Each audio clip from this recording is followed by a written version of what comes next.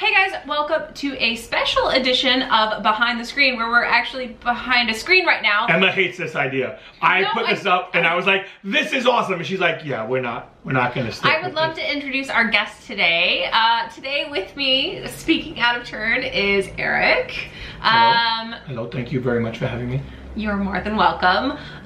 The reason we have a actual screen up here is because Eric is joining us today to talk about Starfinder. So, wait, did I do that right? Yeah, you did. Right. You did a good job. First time on camera.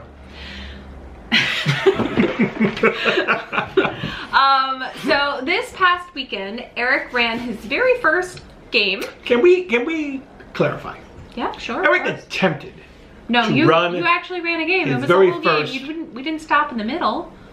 Like, we didn't like say, nope, can't play anymore, adios, don't ever do this again. We actually completed. Felt like that could have happened and it would have been deserved.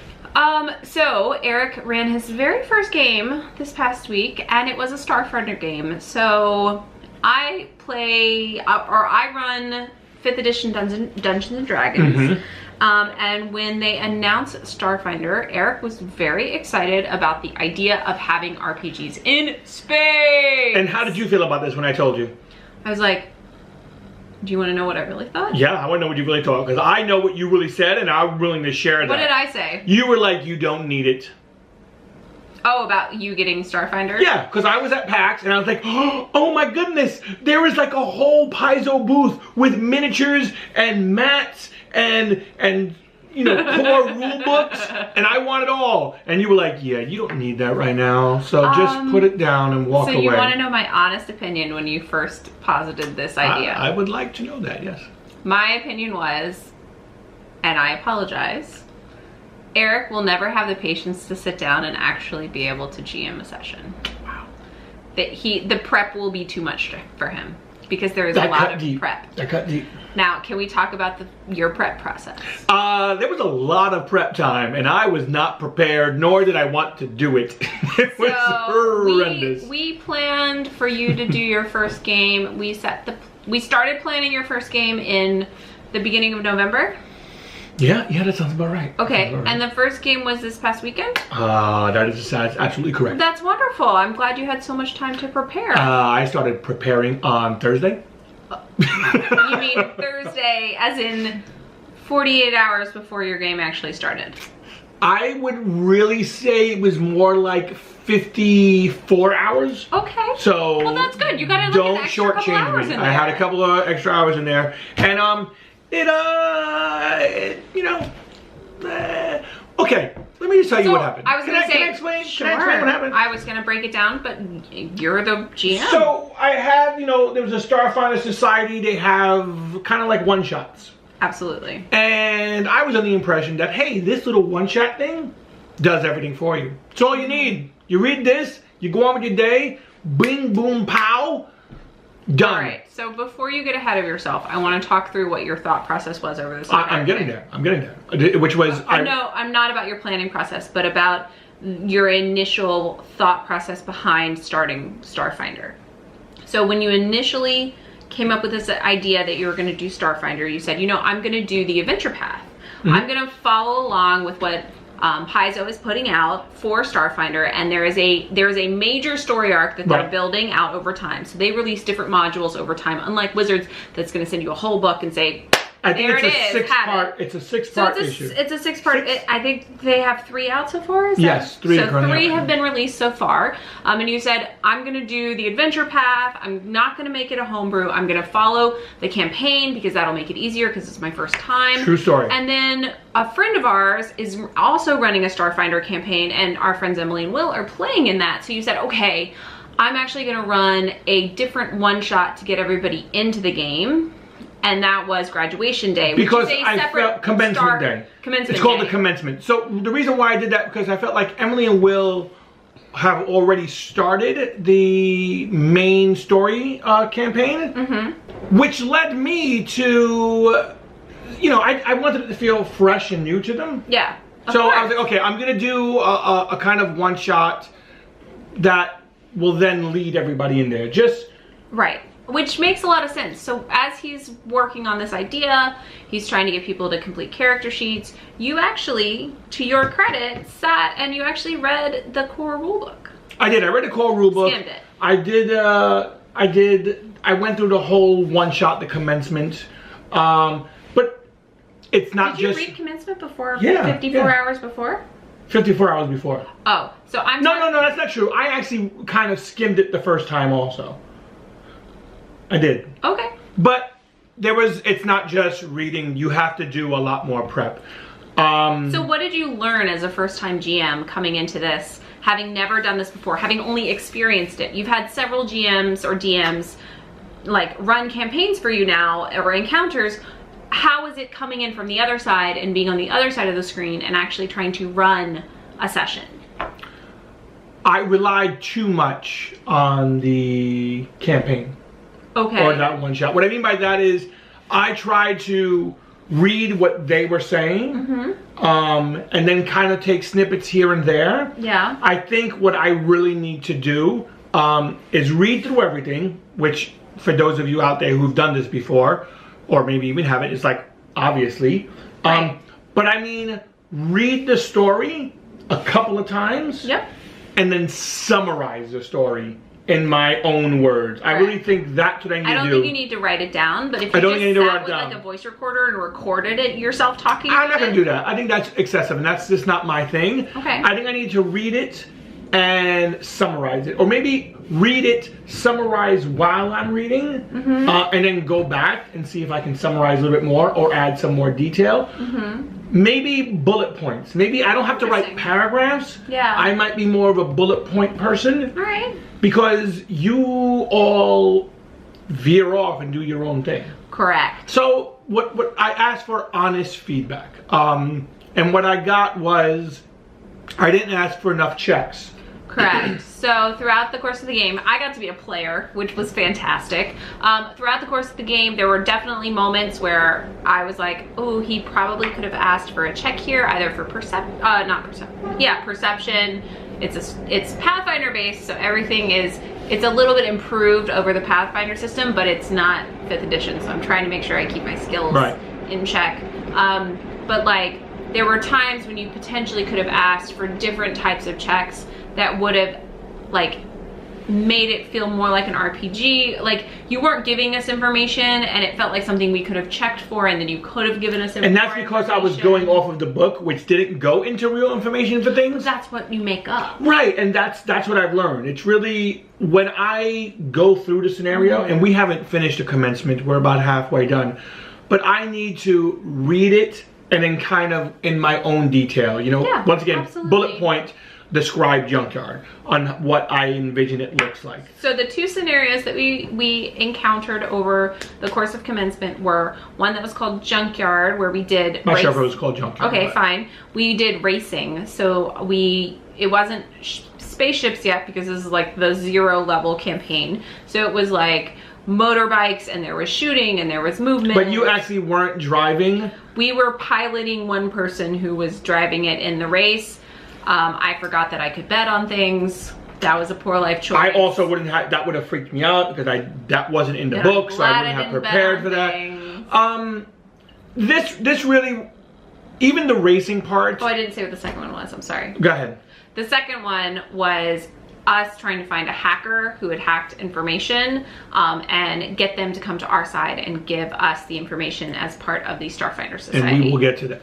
Yes, so go back to the racing. So the racing part, and they tell you in the commencement story that it's a modified off the rules of racing.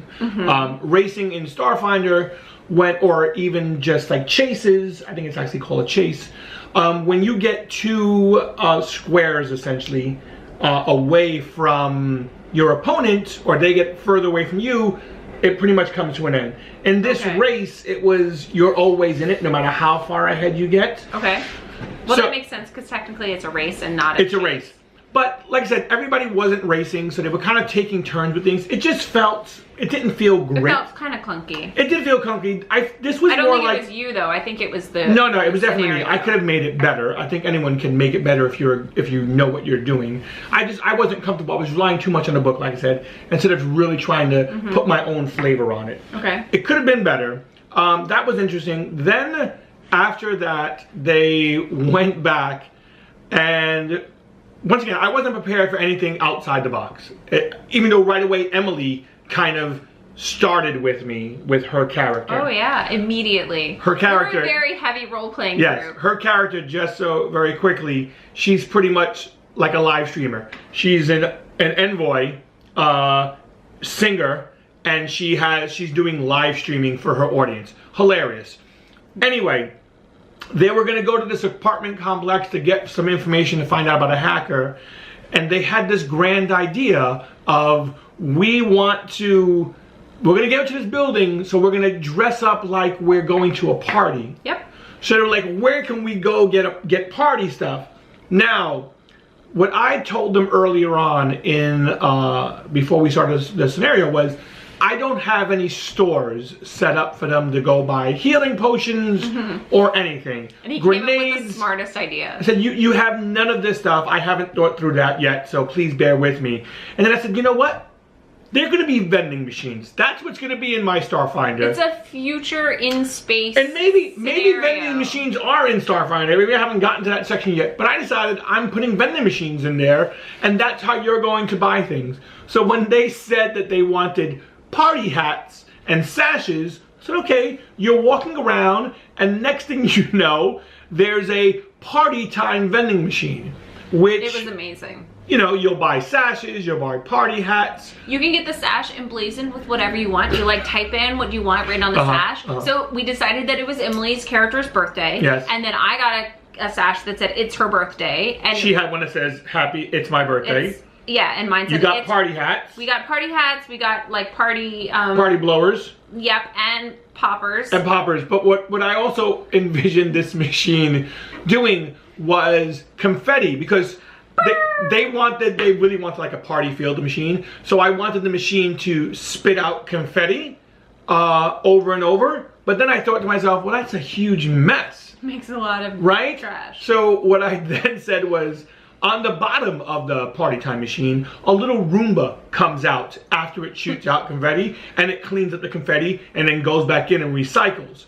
Which I then thought, well, gosh, if it's recycling that confetti must be crap right now. Yep. People are spilling drinks. So the way I envision now, the party time machine is kind of just spitting out globby, dirty, so gross confetti. Like, it felt like spitballs is kind of what's shooting out of it now. Yeah. It's kind of disgusting.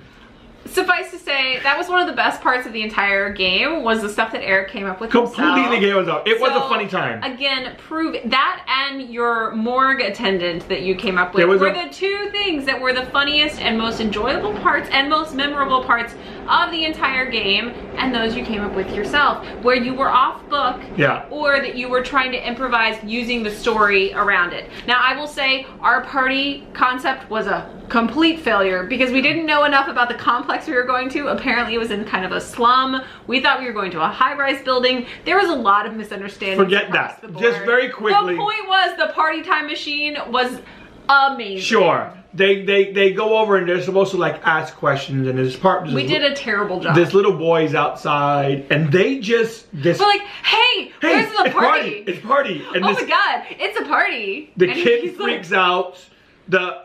Just the whole thing fell apart. It was terrible for a group of people who have, you know, played RPGs before. Role-playing experience. It was poorly handled. Yeah. We all sat down after the whole thing and just discussed, like, hey, what can we all improve upon? We started just crying, laughing. Yeah, they all kind of went with their own solo ideas. You need to be more cohesive. And then stayed on it. This was our first time really playing together, because I've been the DM. That is the true time that group played together. Yeah, I know, because I've always been the DM. They were an interesting group. So when we come around to the next time, I think we're going to work better as a group. So as as a group, we learned a valuable lesson about teamwork. Yes. And the DM learned an invaluable lesson about reading the source material in advance and being willing to improvise on the spot, because often those make the best stories afterwards. Yeah. So I think those are our lessons that we have learned this week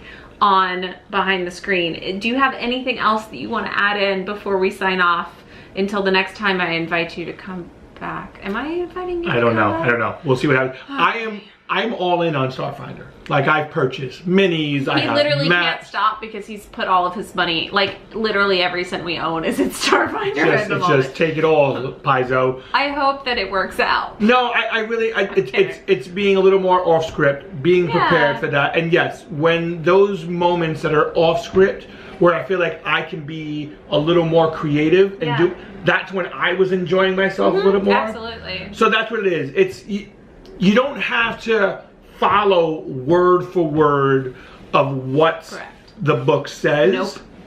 And with that, I know that I can make it a lot more interesting for you all.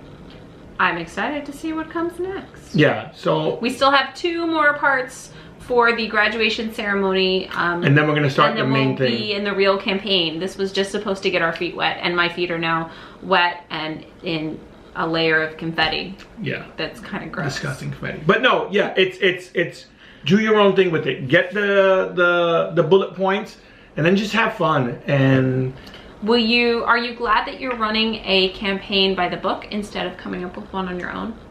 I think it's a good start for me. Okay. But I do want to start jotting things down to add to my own campaign. So would you... Party Machine is the first thing that has been added to my... So I guess my question is would you just modify the adventure path? Instead of having to create scenarios and things, you're adding things to those scenarios that are your own custom things that get added in? No. Or would you create an actual homebrew with your own scenarios? I would create an actual homebrew monster, right. But I'm going to... after me. I want to get past the main story arc, which is like a year away. Okay. All right. So you got plenty But I'm of time hoping to work on both. Gotcha. Does that make sense? Would you say that your first experience with Starfinder was a success or a failure? I want your honest opinion. We talked about it a little bit, but I want to know your opinion. I feel like I was in the middle. Okay. I feel like it can be a success. I didn't walk away saying, oh my goodness, I never want to do that again. All right. I walked away saying, I know I can improve on this. That's great. And I can make it enjoyable for everyone. And that was a concern, being a GM. Really good. Am I going to enjoy this, telling the story? And yeah, no, it is a lot of fun. It is a lot of fun, and it's crazy watching how you guys react, and then what curveballs I can throw at you whenever I can. Or we throw at you. Yeah, it's not about killing the party. It's about having how much fun can we have in the next few hours, and tell a story together as a team, and like figure out our different strengths and weaknesses, and actually listen to one another instead of just being like, oh my god, boo. Yeah, no, it was a completely different experience being on the GM side, which is to be expected. But like I said, I didn't walk away saying huge failure. It was, all right, I can dust myself off. I can do better. And we're gonna have some fun stories. So excited. Well, I'm just excited that I get to play, and I'm super excited that he finally has gotten his feet wet with being a GM, because now he's gonna understand when I sit for hours upon hours stressing out. I'll never understand. I'll never understand. I'm writing my own homebrew. I have to have multiple encounters ready for every situation. You now understand that when you guys like take a hard right, I'm like, better have something prepared for that. Okay, let me pull this out of my... We're just gonna put a wall up. We want to go right. There's a wall there. Okay. So on that note, thank you guys so much for watching. I want to hear about your first time GMing. That's what is anybody else doing Starfinder? Because Eric could use the assistance, advice, suggestions. All of these. Moral support. Moral support. But yes, tell me your first time GMing, or even the first time you played with a first time GM or DM. They're fun stories. Yeah. But until next time, guys, thank you so much for watching. Don't forget to like, subscribe, share, and I forgot. We're over 1,600 subscribers. We are. Thank you guys so much. We'll talk to you next time. I appreciate that you wanted to do the outro for my show, but all right. I appreciate that. Thanks so much. Thanks for watching. I will see you guys next week on Behind the Screen. Bye, guys. Bye.